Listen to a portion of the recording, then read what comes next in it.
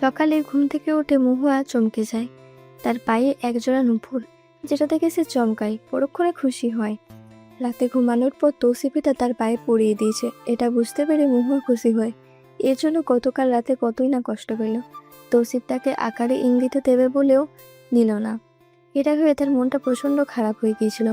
এখন পায়ে দেখে মনটা ভীষণ ভালো হয়ে যায়। সবচেয়ে বড় কথা, তৌসিফ নিজের হাতে তাকে পরিয়ে দিয়েছে, এটা তার জন্য অনেক খুশির। সে খুশিতে নেচে ওঠে, ঘরময় পায়চারি করে।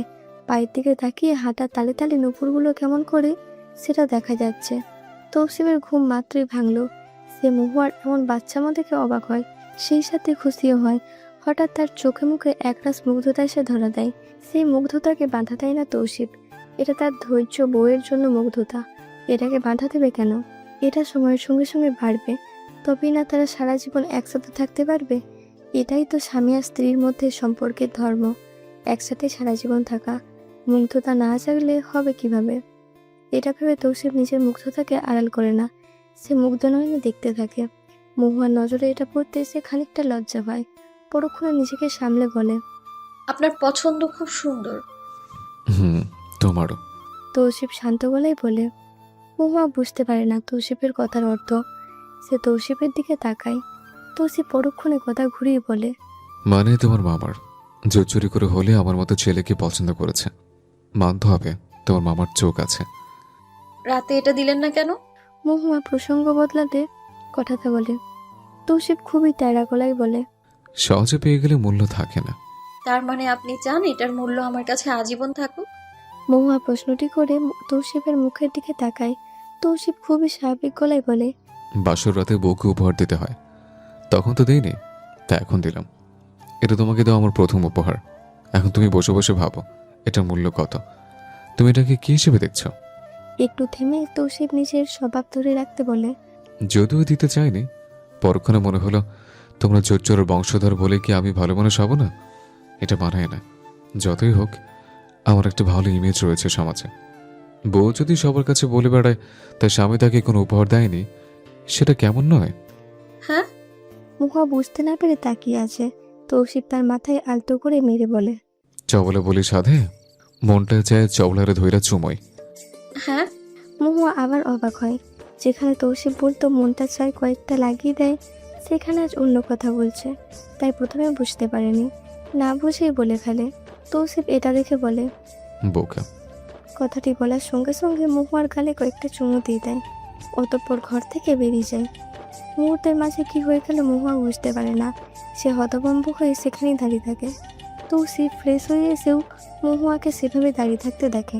এটা দেখে তৌসিফ বলে, খুঁটির মতো দাঁড়িয়ে আছে, দেখো। দেখলে মনটা চায় কয়েকটা লাগিয়ে দিই। মহুয়া দ্রুত সরে যায়। সে এবার গালে হাত দেয়।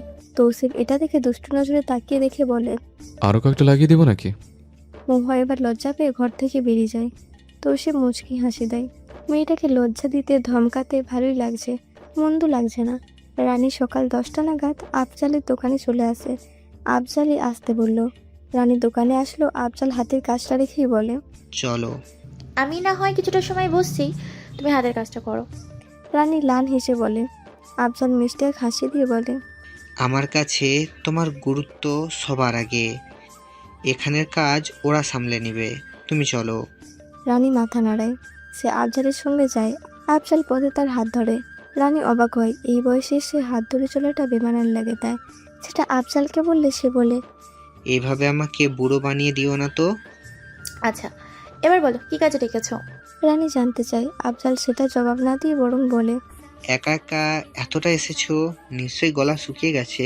চলো ঠান্ডা খাই। না, আমার কিছু লাগবে না। যে কাজে ডেকেছো চলো সেটা করি। সেটা অবশ্যই করব, তবে আগে ঠান্ডা খাবো। তুমি চাইলে একসাথে চাও খেতে পারি। বউয়ের সঙ্গে টং দোকানে বসে চা খাওয়ার মজা আলাদা। আফজালের কথা শুনে রানী তার দিকে অবাক হয়ে তাকায়।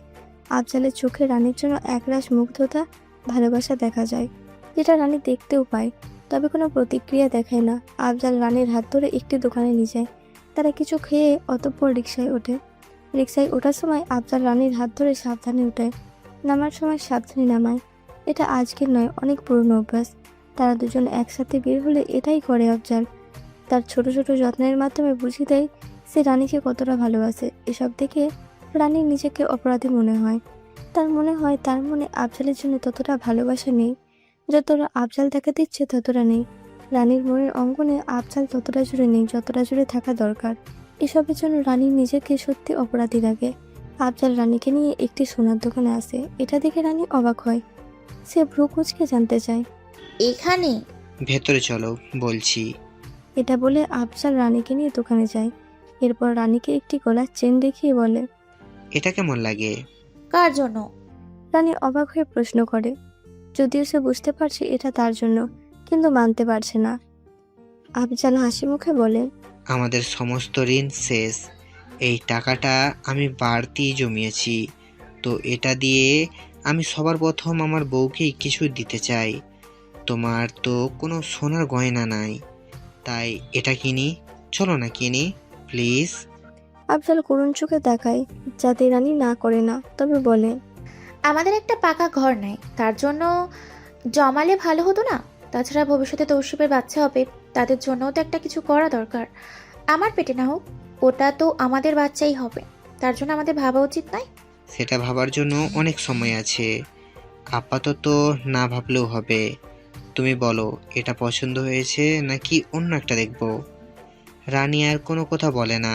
সে মন দিয়ে চেনটা দেখে, অতপর শান্ত গলায় বলে, এটাই ভালো। আমি জানতাম তোমার এটা পছন্দ হবে। আমার যে ভীষণ পছন্দ হয়েছে। আমার পছন্দ তোমার অপছন্দ হতেই পারে না। আফজাল ভীষণ আত্মবিশ্বাসের সঙ্গে বলে। রানী মাথা নাড়ায়। অতঃপর দুজনে চেনটা কিনে চলে যায়। রানী একটু স্বস্তি পায়। সমস্ত ঋণ শোধ হওয়ায় আসার পথে আফজাল রানীকে সরাসরি বাড়িতে না নিয়ে এসে একটা বাংলোতে নিয়ে যায়। রানী এখানে আসার ইচ্ছা ছিল অনেক দিনের, কিন্তু সময় সুযোগ হয়নি। আজ আফজাল নিয়ে আসে। রানী এটা দেখে খুব খুশি হয়। তারা দুজন বেশ ভালো সময় কাটায়। আফজাল পুরো সময়টা রানীর হাত ধরেই ছিল। তবে রানীর খুশিটা বেশিক্ষণ থাকে না। সামনে এক দম্পতিকে তাদের বাচ্চা নিয়ে ঘুরতে দেখে মনটা মুহূর্তে খারাপ হয়ে যায়। পরক্ষণে দৃষ্টি সরিয়ে মনে মনে বলে, আমি নজর দিচ্ছি না, ওদের গায়ে নজর লাগে না যেন। আমি শুধু আমার অপূর্ণতা নিয়ে কষ্ট পাচ্ছি, আর কিছুই না। ওরা ভালো থাকুক, পৃথিবীর সকল সন্তান তার বাবা মায়ের সঙ্গে ভালো থাকুক। কি হলো? আফজালের ডাকে রানী মাথা নাড়িয়ে না বোঝায়। কিছুই না, তবে অনেক কিছু। আফজাল বোঝে। সে রানীর দিকে তাকিয়ে হাসি দিয়ে বলে, তুমি এত ভালো মানুষ যে তোমার নজর যদি কারো গায়ে লাগেও, তবেও সেটা তার জন্য সুফল বয়ে আনবে, কুফল নয়। বিশ্বাস রাখো, এমনি হবে। তাই? রানী জানতে চায়। আফজাল মাথা নাড়ায়। রানী শান্ত গলায় বলে, আচ্ছা, তোমার এখন আর বাবা ডাক শোনার ইচ্ছে জাগে না? রানীর এই প্রশ্নে আফজাল কয়েক মুহূর্ত চুপ থাকে। অতঃপর বলে, আমার একটা রানী আছে। এই রানীটা ছাড়া কিছুরই দরকার নাই জীবনে। দরকার পড়ে না, সত্যি বলছি, দরকার পড়ে না। রানী আর কথা বাড়ায় না। দুজনের এবার ফেরা দরকার। রানীর কথায় সায় দিয়ে আফজাল বাসার উদ্দেশ্যে পা বাড়ায়। তারা দুজন বাড়ির পথে এগিয়ে যায়। বাড়ির কাছাকাছি আসতে আসমা এবং তার স্বামীর সঙ্গে দেখা হয়। তারা দুজনও কোথাও যাচ্ছিল। আসমা এবং রানী একে অপরের দিকে তাকায়, তবে কিছু বলে না। আফজাল এবং আসমার স্বামী দুই এক কথা বলে বিদায় নেয়। রানীর মুখটা হঠাৎ পানসে হয়ে যাওয়া দেখে আফজাল বলে, আমি পাশে থাকতেও তোমার মনে বিষণ্ণতা, এটা কিন্তু মানা যায় না। কথাটি বলে আফজাল রানীর হাত শক্ত করে ধরে রাখে। রানী ম্লান হাসে, তবে জবাব দেয় না। দুজনে বাড়ির মধ্যে চলে আসে। রানী মনে মনে কিছু একটা ভেবে দীর্ঘশ্বাস ফেলে।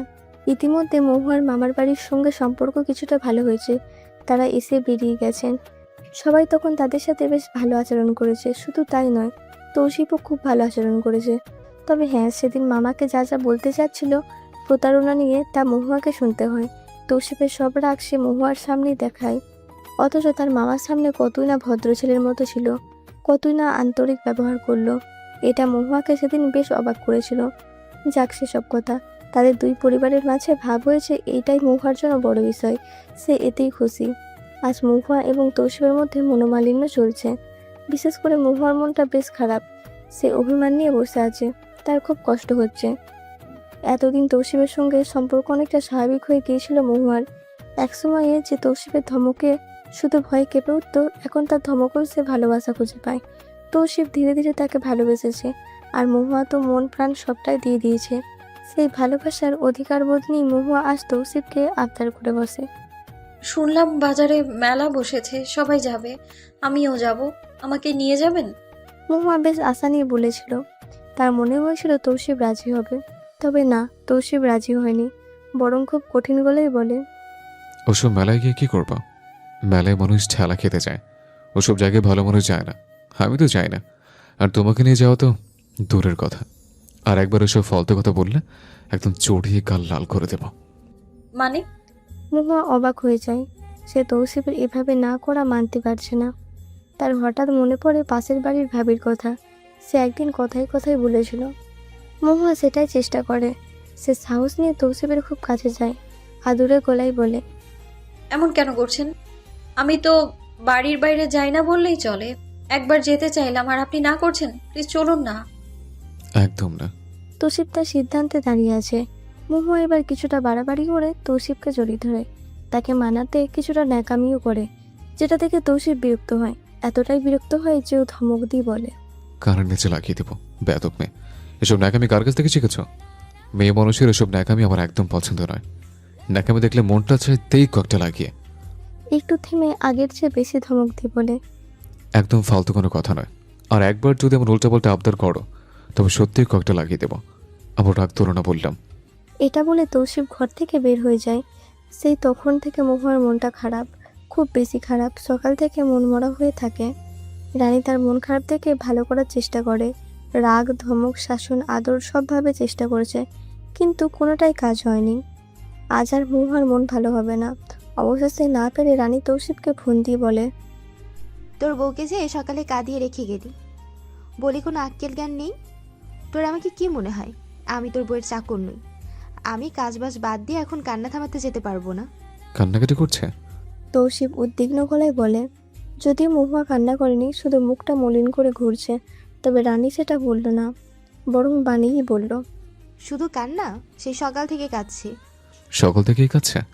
তৌসিফ অবাক হয়ে যায়। সে কিছুটা বিচলিত হয়। এত বেশি বকেছে? তার রাগ ধরে যায়।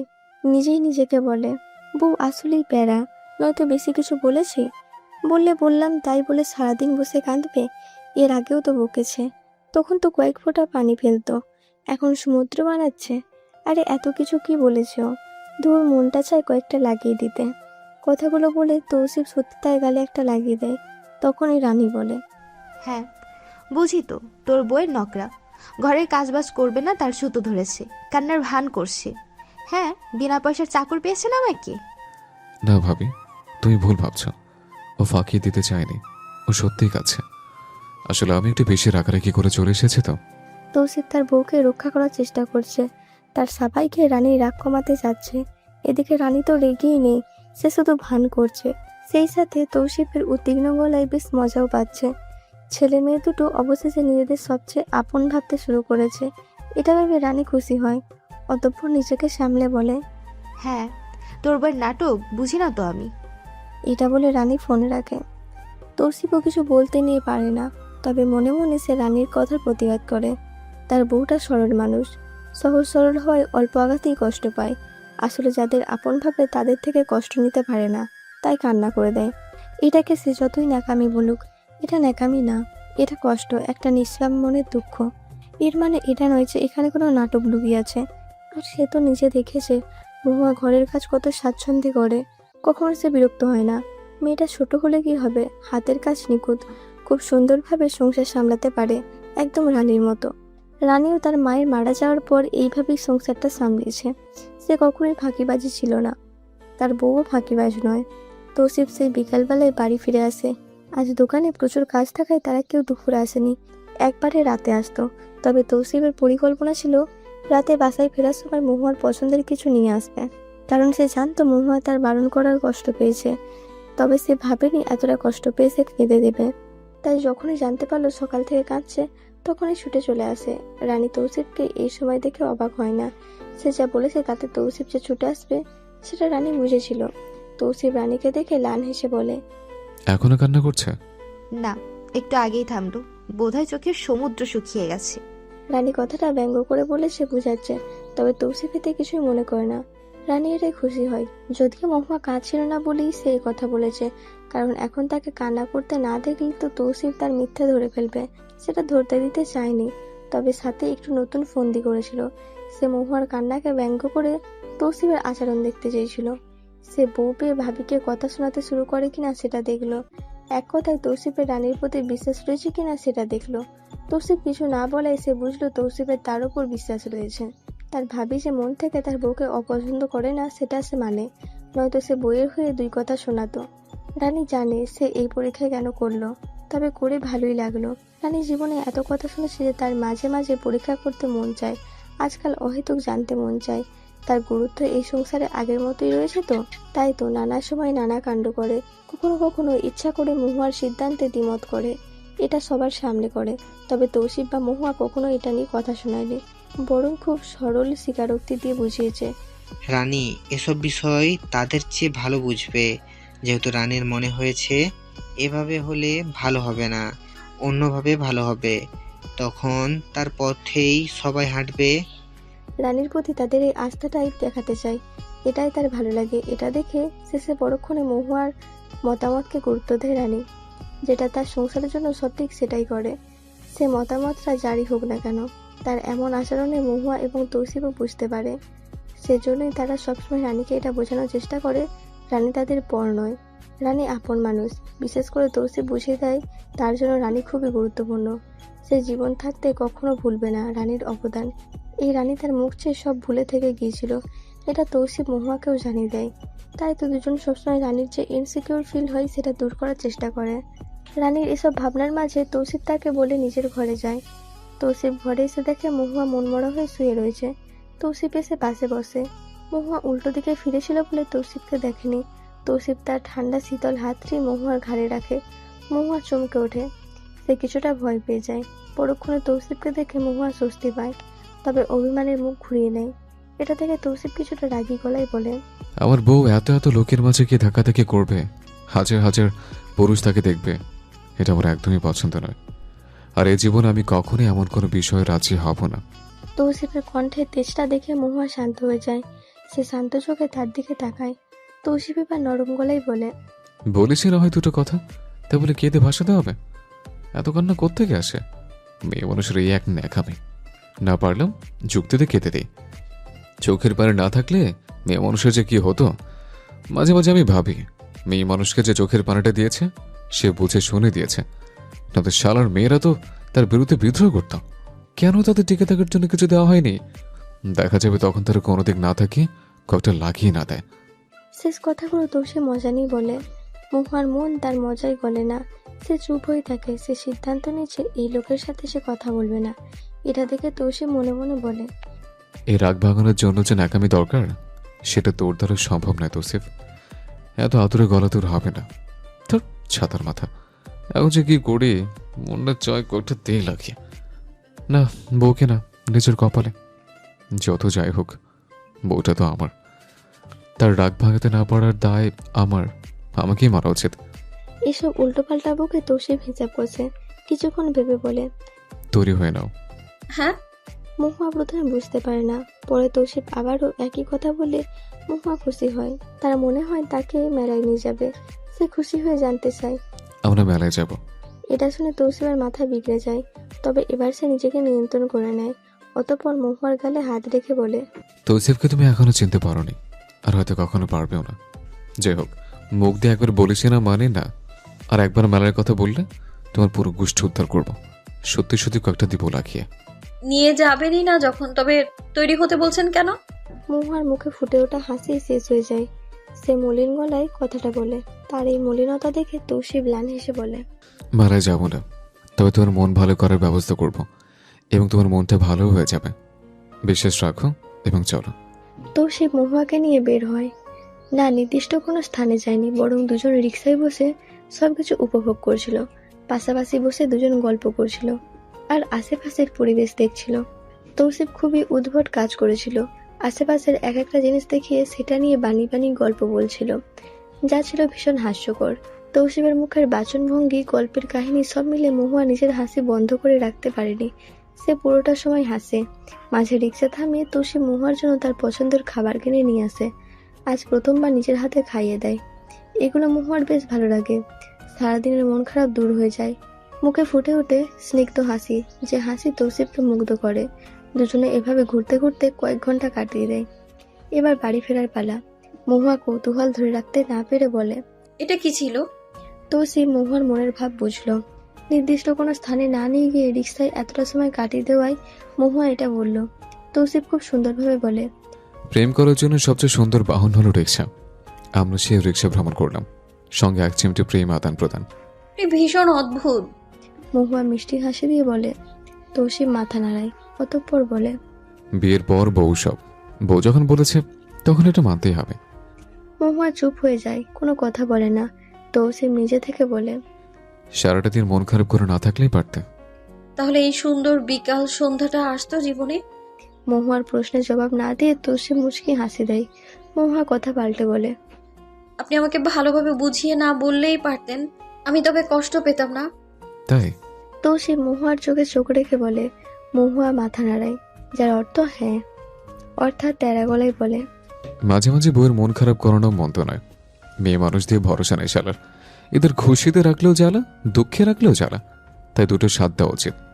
মেয়ে মানুষ যে আজব প্রাণী, এই জন্য মন চায় কয়েকটা তেই লাগিয়ে। মেয়ে মানুষ নিয়ে আপনার মনে এত বিতৃষ্ণা কেন? মহুয়ার প্রশ্নে তৌসিফ শব্দ করে হেসে দেয়, অতঃপর বলে। বিতৃষ্ণা থাকলে বুঝে তোমার সঙ্গে সংসার করতাম। মহুয়া লজ্জা পায়। না, তৌসিফের কথায় নয়, বরং তার ইঙ্গিতে। তৌসিফ তাকে দুষ্টু ইঙ্গিত করছে। মহুয়া লজ্জায় লাল হয়ে যায়। তৌসিফ টুকুস করে মহুয়ার লজ্জারাঙা গালে চুমু খেয়ে বলে। লালি হয় লজ্জাতে লাল, এটা খুব একটা খারাপ নয়। আর হ্যাঁ, আমার সব কথা ধরো না, পরে কষ্ট পাবা। আচ্ছা। এটা বলে মহুয়া সাহস করে তৌসিফের হাত ধরে। এতক্ষণে তৌসিফ হাতটা ধরেছিল, মাত্র ছাড়লো। যেটা মহুয়ার পছন্দ হয় না, তাই সে নিজে থেকে ধরে। আর তৌসিফ এটাই চাইছিল, সে খুশি হয়। তবে খুশিটা মহুয়ার সামনে প্রকাশ না করে বলে। সাহস তো কম নয়, আমার হাত ধরছো। মেয়ে মানুষের অত সাহস কিন্তু পছন্দ না। এসব দেখলে মনটা চায় ককটেল লাগিয়ে দেয়। মহুয়া হাত ছাড়ে না, বরং সে হাতটা আরো শক্ত করে ধরে। তৌসিফ আনমনে হেসে দেয়। তার বউ তাকে ধীরে ধীরে বুঝতে শুরু করেছে। এটাই তার খুশি হওয়ারই কথা। সে ভীষণ খুশিও। মহুয়া আজ সকাল থেকে ব্যস্ত। বাড়িতে তার মৃত শ্বশুর শাশুড়ি নামে মিলাদ পড়ানো হচ্ছে। ছোটখাটো একটা আয়োজন, সেটা কমও নয়, প্রায় 50 জনের মতো লোকের আয়োজন। সব রান্না বান্নার দায়িত্ব মহুয়ার ওপর। সকাল সকাল রানী তাকে বলে। আজ সমস্ত রান্না তুমি করবে।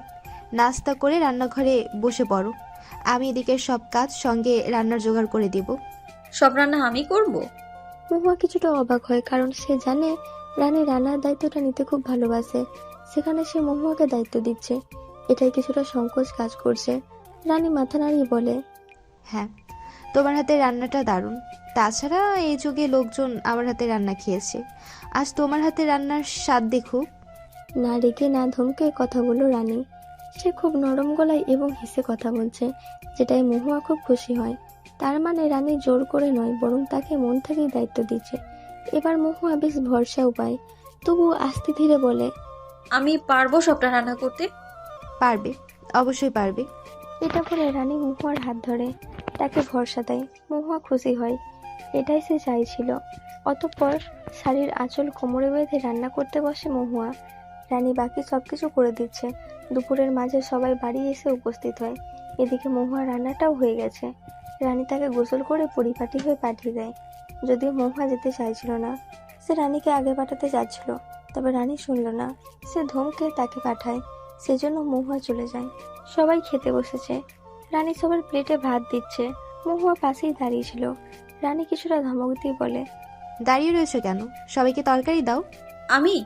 মহুয়া আজ শুধু অবাকই হচ্ছে। এটা তো খুবই গুরুত্বপূর্ণ দায়িত্ব, সবাইকে বুঝে শুনে দিতে হবে। এটা মহুয়া পারবে? মহুয়ার ভয় হচ্ছে। সে নিজেকে আটকাতে না পেরে বলে। আপনি দেন ভাবি, আমি ভাত নেই। না। রানী গম্ভীর গলায় বলে। মহুয়া সংকোচ নিয়ে বলে। আমি বুঝে দিতে পারবো। পারবে না কেন?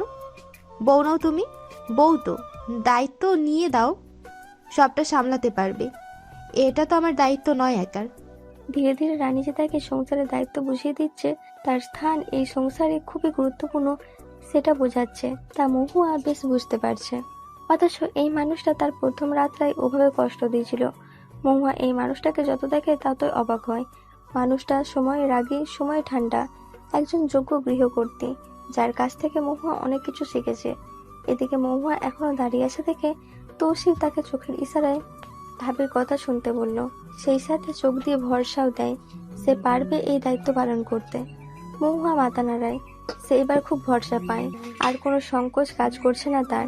সে হাতে তুলে নেয় মাছের বাটি, একে একে মাছ, মাংস, সবজি, ডাল সবটা দেয় মহুয়া। রানী তার কাছে খুবই খুশি হয়, খুব বুঝে শুনে দিচ্ছে। মহুয়াকে দেখে আনমনে রানী বলে, দোয়া করি অনেক সুখী হও, খুব শীঘ্রই একজন সুস্থ সন্তানের জননী হও। দিনগুলো মহুয়ার বেশ ভালো কাটছে। এতদিনের সংসারটা তার ভীষণ আপন হয়েও গিয়েছে। এখন আর এই সংসারে নিজের মন মতো কিছু করতে তাকে ভাবতে হয় না, সে ভাবেও না। তাই তো আজ পুরনো কাপড় দিয়ে একটা নকশিকাঁথা সেলাই করতে নিয়েছে। রানী এসে হাতের কাজ দেখে অবাক হয়, খুব সুন্দর নিপুণ হাতের কাজ। এটা দেখে রানী শান্ত গলায় বলে, বেশ ভালো তো, সব ধরনের সেলাই জানো? হ্যাঁ। মহুয়া এবার বেশ উৎফুল্ল হয়। সে তার কাজের বর্ণনা শুরু করে। মামার বাড়িতে থাকতে থাকতে কত এভাবে নকশিকাঁথা সেলাই করেছে। রানী খুবই মনোযোগ দিয়ে সবটা শুনে অতঃপর কিছু একটা ভেবে বলে, স্বাবলম্বী হবে? মানে? মহুয়া অবাক হয়ে জানতে চায়। রানী সরাসরি কিছু বলে না, শুধু ঠান্ডা গলায় বলে, আমি তোমাকে আর কিছু কাপড় দিব, তুমি এক কাজ করো, কয়েকটা ফুলের কাঁথা সেলাই করো তো। আচ্ছা। মহুয়া রাজি হয়ে যায়। রানীও তাকে বুঝিয়ে বলে তার ঠিক কেমন কাজ চায়। মহুয়া সেটা করতে পারবে বলে জানায়। মহুয়ার সাথে এসব কথা বলার মাঝে রানী মনে মনে হিসাব করে নেয়। অতঃপর মহুয়াকে কাজ করতে বলে সে ঘরে চলে যায়। রাতে আফজাল ফিরলে রানী খুব শান্ত গলায় বলে, আচ্ছা, দোকানে নকশিকাঁথা বিক্রি করতে পারবে? না মানে বলছি না সেভাবে তুলতে, দুই একটা নিয়ে দেখো, মানুষ পছন্দ করলে না হয় অনেক তোলা যাবে। হ্যাঁ, এটা করা যায়, কিন্তু হঠাৎ তোমার এটা মনে হলো কেন? আফজাল সহজ ভাষায় জানতে চায়। রানী খুব স্বাভাবিক গলায় বলে, মহুয়ার হাতের কাজ খুব ভালো, তাই চাচ্ছিলাম এটা করতে। আর হ্যাঁ, এটা বিক্রি হলে তুমি বা তোমার শুধু কমিশন নিবে, বাকি টাকাটা মহুয়ার, যেহেতু তার বানানো এটা। রানী খুব স্বাভাবিক গলায় পুরোটা বলে, এটার মাধ্যমে সে মহুয়ার ঘরে বসেই একটা কর্মসংস্থান করে দেবে। তার হাতে কিছু টাকাও থাকবে, তার ভবিষ্যতে সমস্যা হবে না। এরা শুনে আফজাল বলে, তার ভবিষ্যৎ বলছো কেন? বলো ওদের ভবিষ্যৎ, তৌসিফ এবং মহুয়ার ভবিষ্যৎ। তৌসিফ এবং মহুয়ার ভবিষ্যৎ তো তৌসিফ ভাবছি, এটা শুধু মহুয়ার ভবিষ্যৎ। হ্যাঁ, পরিস্থিতি তেমন খারাপ না হলে এটা ওদের দুজনের সেভিংস হবে। রানীর এই কথার ভাবার তো বুঝতে পারে না আফজাল। এটা জানতেই রানী স্পষ্ট ভাষায় বলে, তৌসিফের উপর আমি খুব বিশ্বাস করি, তবুও সে পুরুষ মানুষ, পুরুষ মানুষের উপর আমার বিশ্বাস নেই। হ্যাঁ, সবটা এক নয়, কিন্তু এক হতে কতক্ষণ।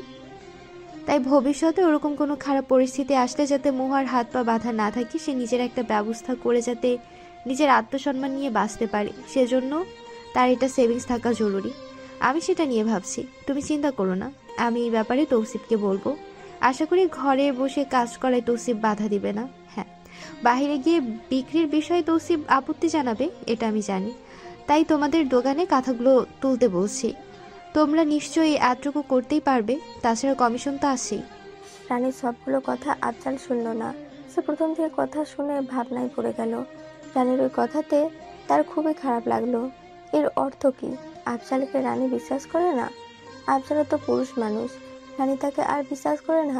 এটা ভাবনায় আসতে আফজাল বলে, তুমি আমাকে আর ভালোবাসো না?